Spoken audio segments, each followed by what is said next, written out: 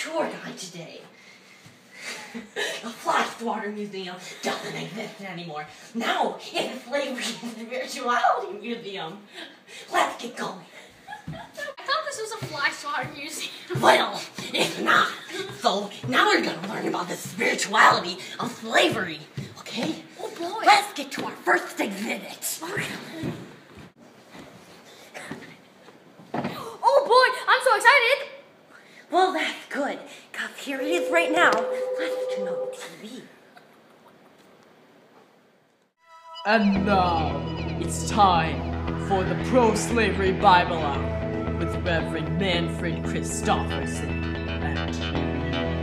And that's how we know fishing dogs commit adultery.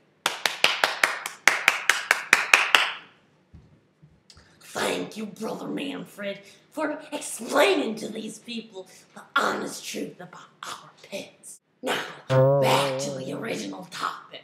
We all know that God is the one and only master of all things, right? Rightly so, Brother Manfred. That's right.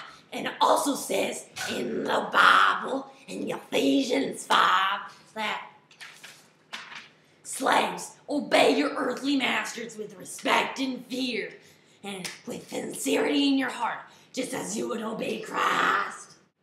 Rightly so, Brother Manfred. Then why, oh why, is it bad in the eyes of the North?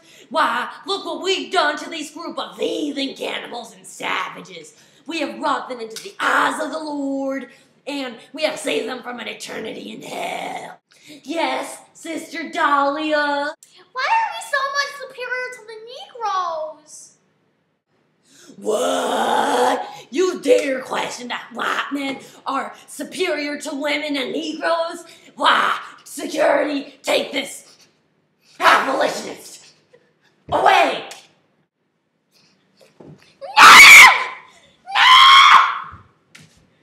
Thank you, Sister Morgan, for taking this blasphemer away.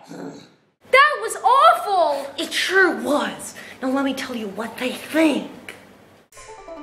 Many Christian slave owners use the Bible as proof that slavery is good and pro-Christian. They used verses such as Leviticus 25:44-46. As for your male and female slaves whom you may have, you may buy male and female slaves from among the nations that are around you. Peter 2:18.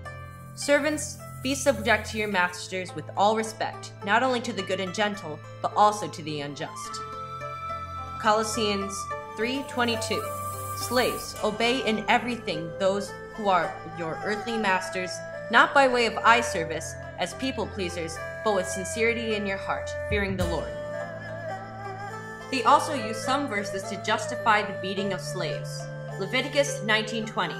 If a man lies sexually with a woman who is a slave, assigned to another man and not yet ransomed or given her freedom, a distinction shall be made. They shall not be put to death, because she is not free. Exodus 21:20-21. When a man strikes his slave, male or female, with a rod and the slave dies under his hand, he shall be avenged. But if the slave survives a day or two, he is not to be avenged, for the slave is his money. That's interesting! It sure is. Now let me tell you about the history of slavery and spirituality.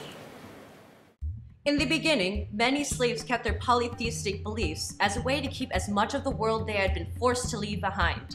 The most common belief in the slaves was a belief in the supreme leader, a major deity who was held above all others. The villagers would seek a harmonious balance between the spiritual world and the natural world. In addition to the many different traditional religions, Islam was also a significant portion of the religion in slaves, where it had been established in much of northern Africa. When the Africans were taken to America, they tried to keep up the healing arts, songs, and rituals. However, many slaves were exposed to Christianity as early as the 1700s on slave trade boats in America. Lots of slaves thought that by converting to Christianity, they would be freed. Unluckily for them, many states issued that if you are Christian, that does not stop you from being owned. Bummer. In the early 18th century, evangelical missionaries attempted to bring Christianity into the southern colonies, but were met with unhappy and unwilling slaves and slave owners. The missionaries were also rather disgusted by the idolatrous dancing or polygamy. They knew that the slaves were unwilling, so they decided to try and merge the traditional beliefs in that of the Christian nature. There were many outcomes, with one of them being voodoo or Vodun in Haiti. Needless to say, the mission worked. There was a massive conversion of traditional beliefs to slavery, yet almost all of the free and enslaved blacks had a very different view than the slave owners. They saw white men and women as sisters to blacks, and that the Bible preached every human is equal. Music was also very important in religious slave culture. One very important hymn was Swing Low, Sweet Chariot. Swing low, sweet chariot, coming forth to carry me home. Swing low, sweet chariot, coming forth to carry me home. Interesting! I know, it sure was. Interesting, now I must leave.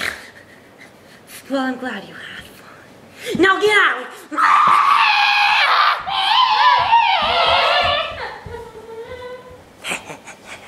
Another one down.